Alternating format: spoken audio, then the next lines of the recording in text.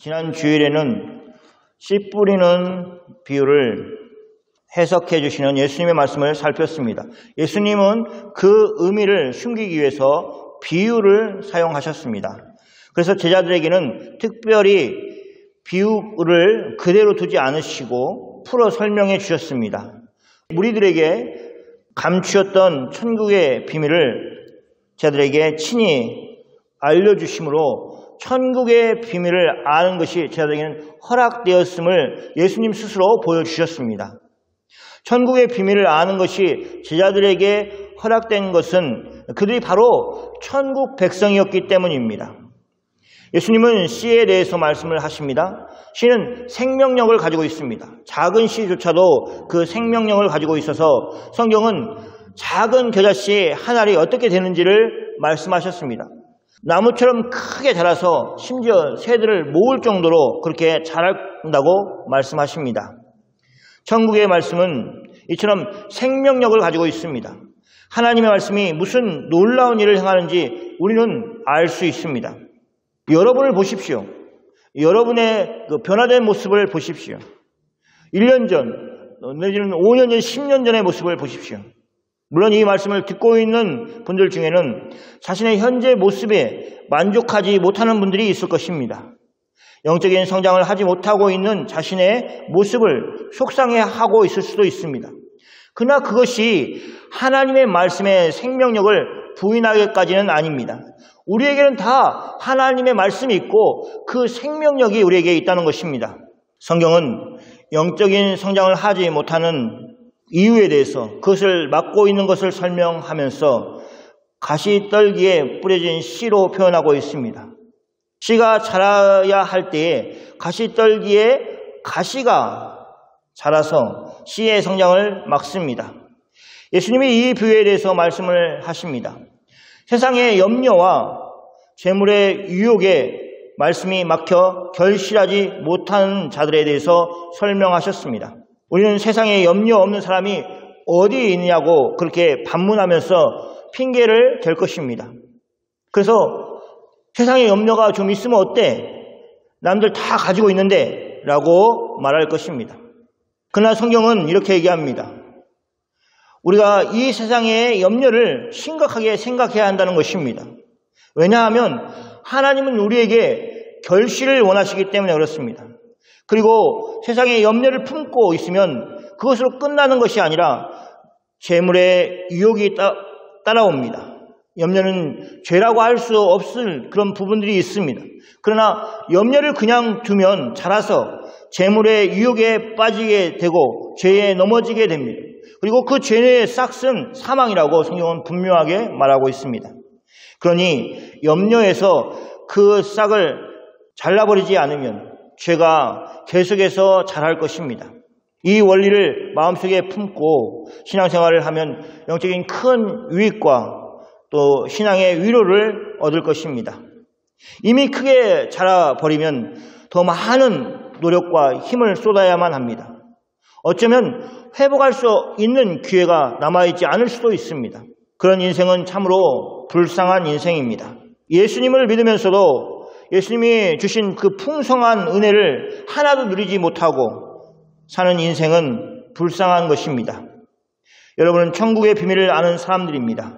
그러니 하나님 나라의 원리를 늘 마음에 새기고 복된 인생을 사시기를 예수님의 이름으로 축원합니다. 우리는 계속해서 예수님의 비유를 살피고 있습니다. 오늘 우리가 읽은 성경 말씀은 두 부분입니다. 처음 부분은 예수님이 무리들 앞에서 비유를 말씀하신 내용이고 그 다음 부분은 예수님의 제자들에게만 따로 그 비유에 대해서 설명을 해 주신 내용입니다. 이 두 본문이 어떤 관계인지 그때의 상황이 어떤 것인지를 설명해 주는 구절이 마태복음 13장 36절 말씀입니다. 같이 읽겠습니다. 이에 예수께서 무리를 떠나사 집에 들어가시니 제자들이 나와 이르되 밭에 가라지의 비유를 우리에게 설명하여 주소서. 예수님은 무리를 떠나서 집에 들어가셨습니다. 물론 예수님의 제자들이 예수님과 함께 하였습니다. 제자들은 예수님께 다가와서 밭에 가라지의 비유를 자신들에게 설명해 주실 것을 예수님께 요청을 했습니다. 제자들이 학습 능력이 있습니다. 전에 예수님이 처음 비유로 무리에게 말씀하셨을 때 제자들은 예수님께 왜 비유로 말씀하시는지를 물었습니다. 제자들의 관심은 그 비유가 무슨 뜻인지를 알기를 원하는 것이 아니라 먼저는 예수님이 왜 전과 다르게 비유로 말씀하시는지 그 이유가 궁금했습니다. 예수님은 제자들에게 그 이유를 설명하여 주시고 이어서 씨 뿌리는 비유를 제자들에게만 풀어서 설명해 주셨습니다. 그런데 오늘 말씀 속에서는 제자들이 먼저 밭의 가라지의 비유에 대해서 자신들에게 설명해 달라고 예수님께 요청을 하고 있습니다. 제자들이 먼저 예수님께 비유에 대해서 설명해 달라고 하는 것이 그들의 영적인 성장을 보여주는 것입니다. 이야기를 듣다 보면 관심을 가지는 것이 있습니다. 제자들에게 있어서 예수님의 비유 속에 관심을 가지게 된 것이 무엇이냐? 밭의 가라지였습니다. 그래서 비유의 이름을 이렇게 하면 밭의 가라지의 비유를 설명해 주십시오 라고 얘기를 하는 것입니다. 그러나 이것은 예수님이 하신 비유의 중심 주제가 아닙니다. 예수님이 하신 비유의 시작은 무엇입니까? 마태복음 13장 24절 말씀입니다. 같이 읽겠습니다. 예수께서 그들 앞에 또 비유를 들어 이르시되 천국은 좋은 씨를 제 밭에 뿌린 사람과 같으니, 예수님의 비유의 시작은 무리들 앞에서 비유를 하시면서 천국은 좋은 씨를 제 밭에 뿌린 사람과 같다고 말하고 있습니다. 예수님이 얘기하고 싶으신 것은 뭐냐면 밭의 가라지가 아니라 밭에 뿌려진 좋은 씨라는 것입니다. 이렇게 좋은 씨를 자기 밭에 뿌렸습니다. 예수님의 비유는 계속되고 있습니다. 사람들이 잘 때에 그 원수가 와서 곡식 가운데 가라지를 덧뿌렸습니다.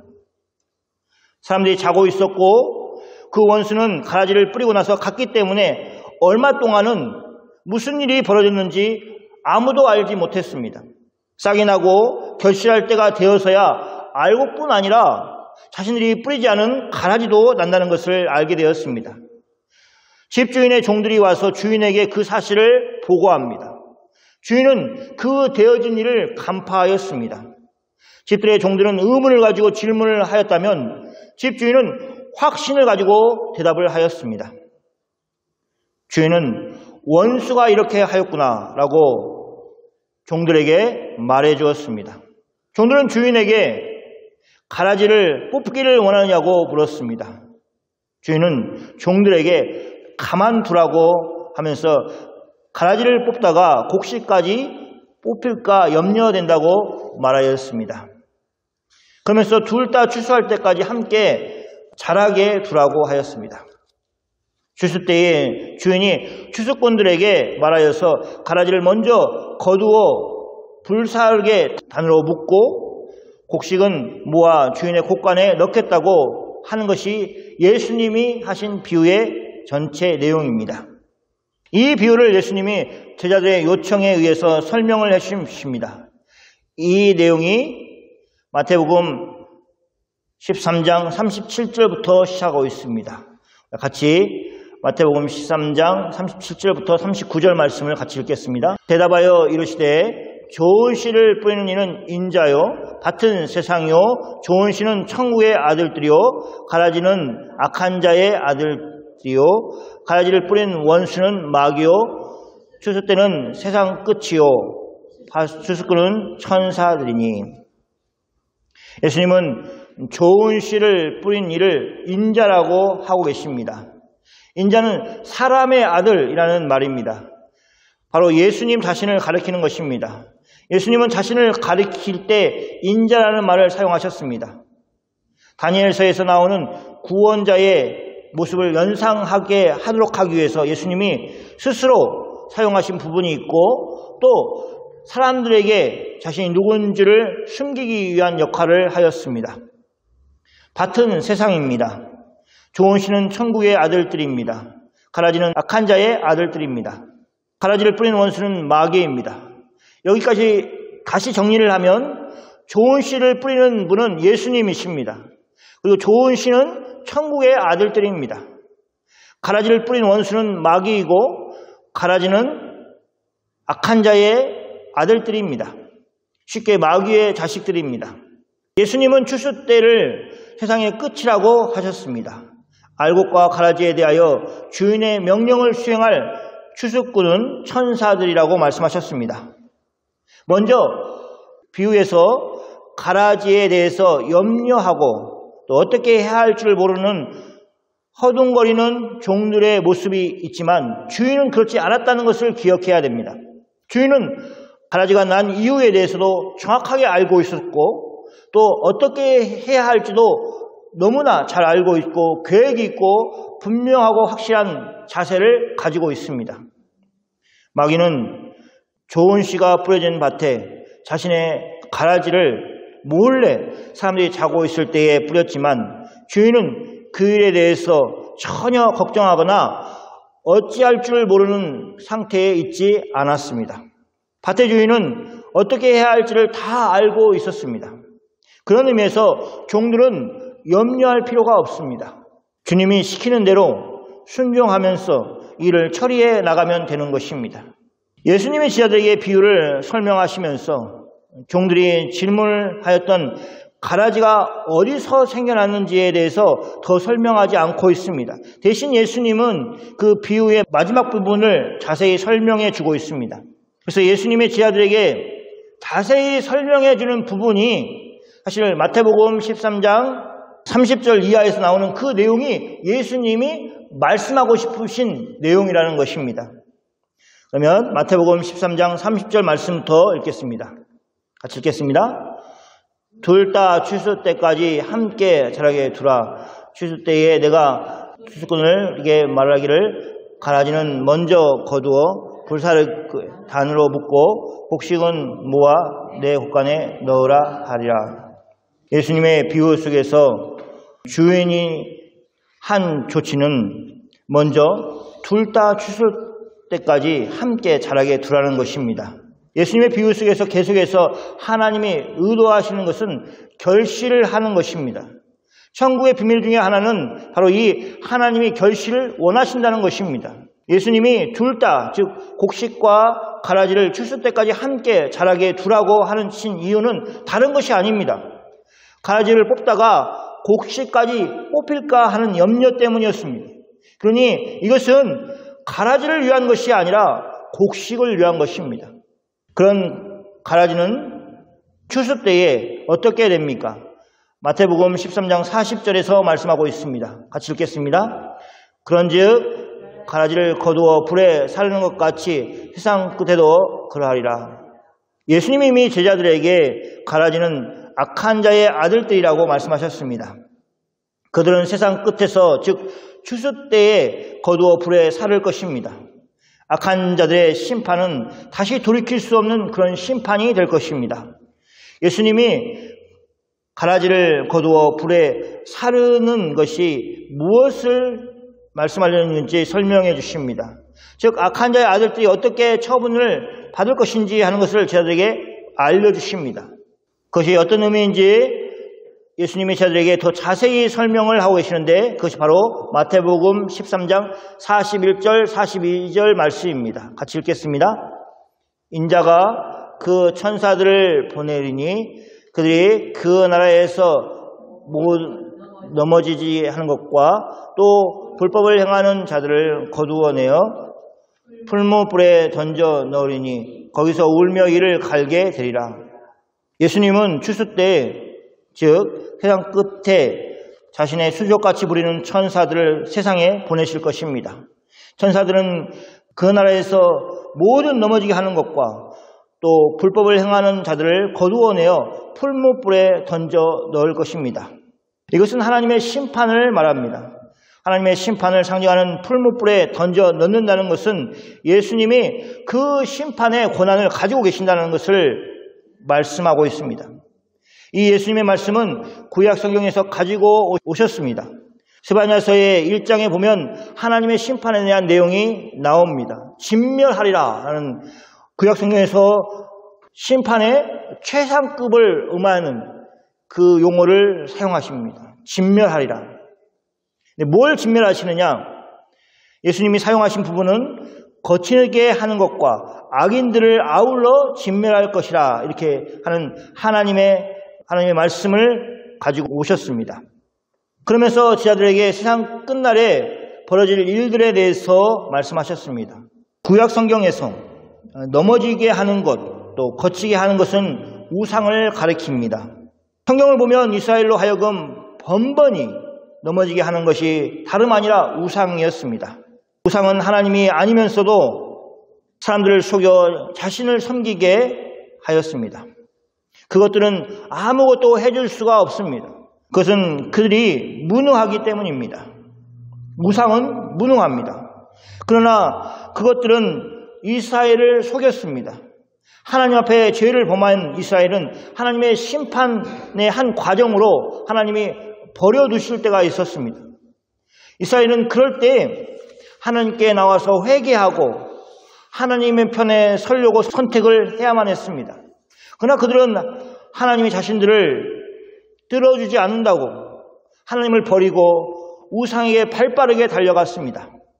이것이 이스라엘의 죄였습니다. 이렇게 이스라엘이 하나님 앞에서 범죄하게 만든 우상들을 하나님은 세상 끝날에 심판하실 것입니다. 이런 모든 넘어지게 하는 것뿐만 아니라 불법을 행하는 자들을 또한 거두어내어 풀무불에 던져 넣을 것입니다. 불법을 행하는 자는 뒤에 나오는 의인과 대조를 이룹니다. 불법을 행하는 자는 악한 자들입니다. 그들은 두 가지로 나타나는 모습이 있습니다. 먼저는 하나님을 경외하지 않습니다. 그들은 하나님이 정해놓으신 법을 무시합니다. 그래서 불법을 행하는 것입니다. 그리고 그 법을 만드신 하나님을 또한 무시합니다. 마땅히 하나님께 드려야 할 존경과 영광을 하나님께 드리지 않습니다. 또 다른 하나는 그들은 하나님이 정해놓으신 그 법 안에서 이웃을 사랑하는 것을 실천하지 않았습니다. 그들이 행하는 불법은 이웃을 괴롭게 하고 또 심지어는 죽음을 당하기까지 하였습니다. 그들의 행동은 가라지가 쑥쑥 자라는 것처럼 그렇게 도무지 멈출 줄 모르고 자랐을 것입니다. 지금도 자라고 있습니다. 세상 끝에 가서 하나님이 천사들을 동원해서 그들을 풀무불에 던져 넣기 전까지는 그들의 왕성한 활동은 제어를 받지 않습니다. 그들의 결실은 심판을 받아야 될 아주 중요한 근거가 될 것입니다.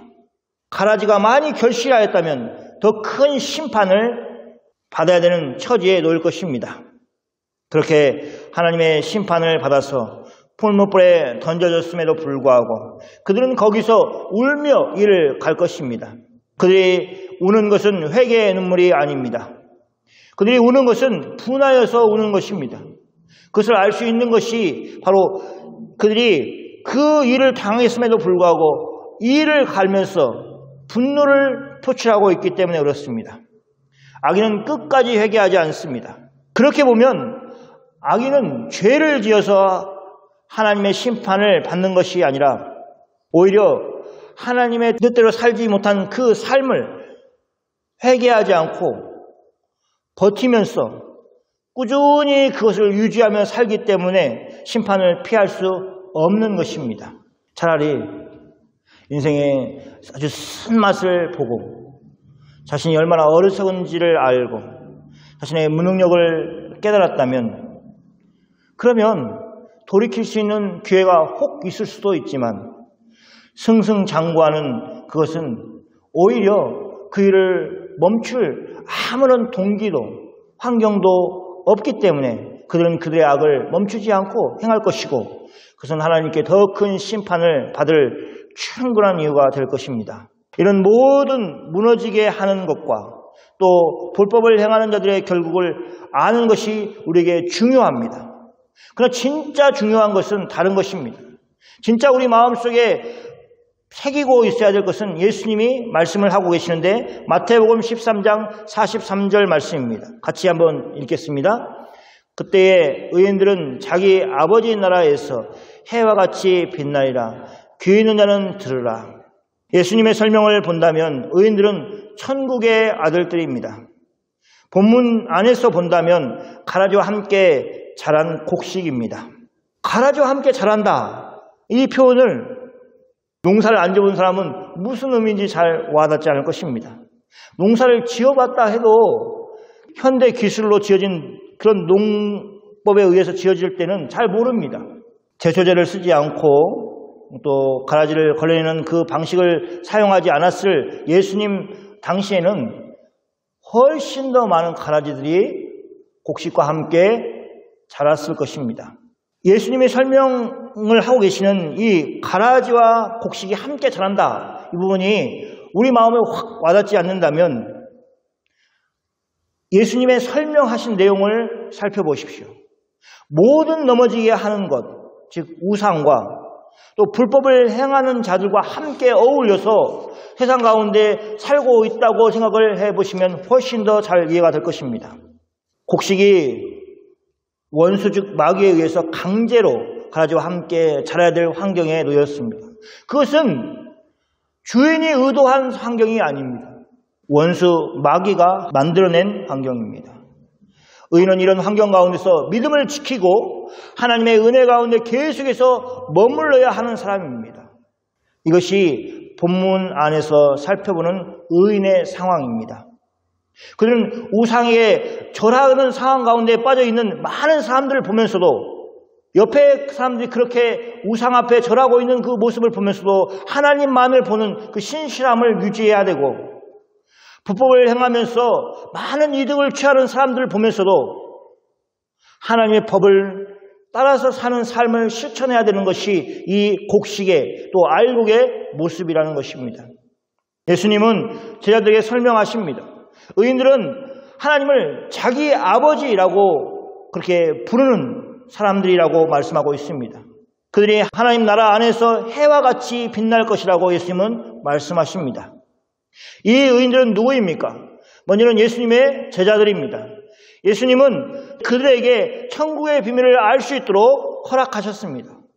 제자들뿐만 아니라 예수님은 자신을 구주로 시인하는 모든 사람들에게 이 관계 안에서 하나님을 섬기는 사람으로 그렇게 인정해 주시고 받아주시고 계십니다.